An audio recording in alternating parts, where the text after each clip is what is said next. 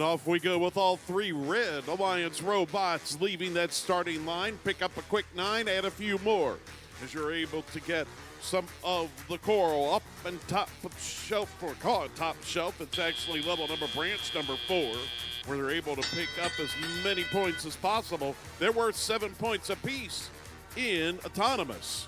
Drops down just a bit to 5 points apiece, of which the Red Alliance was able to do rather quickly and go ahead and add one more. That's Goose of Greater Rochester Robotics, adding even more to that top one.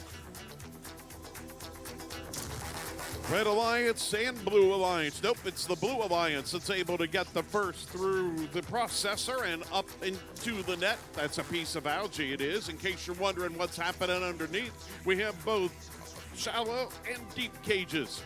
And one of those shallow cages swinging in pretty good pace as one of the robots just came through the center and underneath the barge.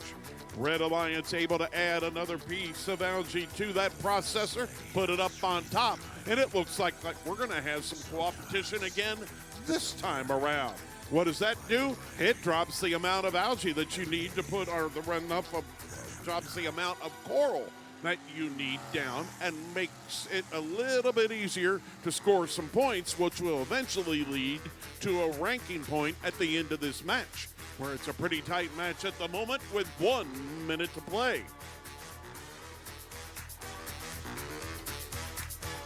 Technical difficulties on the Blue Alliance, and Corrosion able to line up. Got a piece of coral ready to go. Drops it into the trough. They'll grab a couple of points for that.